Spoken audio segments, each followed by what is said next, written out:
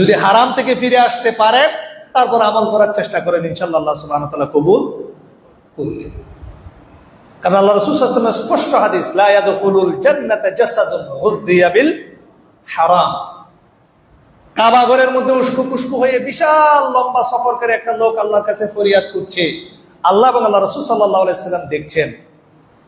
তখন সাহাবায়ে কেরামকে আল্লাহ রাসূল সাল্লাল্লাহু আলাইহি ওয়াসাল্লাম জিজ্ঞেস করলেন, এই লোকের দোয়া কি কবুল হবে? তো সাহাবায়ে কেরাম বললেন, ইয়া রাসূলুল্লাহ, কেন কবুল হবে না? কত কষ্ট করে অনেক দূর থেকে সফর করে আসছে, যে মায়া কান্না করে কান্নাকাটি চোখের পানি ছেড়ে দিছে আল্লাহ, ইয়া রাসূলুল্লাহ কেন দোয়া কবুল করবে না?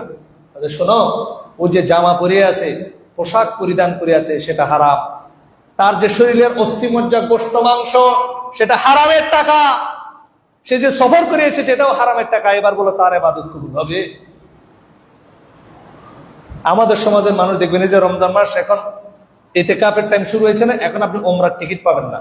কেন জানেন?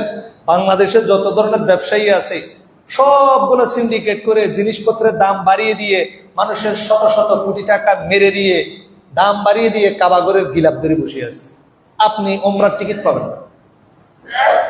এই হচ্ছে বাংলাদেশের হাল হাকিকত। আল্লাহ আমাদেরকে এই ধরনের প্রতারক মুসলমান হিসেবে আল্লাহ সুবহানাহু ওয়া তাআলা আমাদেরকে হেফাজত করুক। প্রকৃতি ইমানদার মুসলমান হওয়ার তৌফিক আমাদেরকে দান করুক। আল্লাহুম্মা আমিন।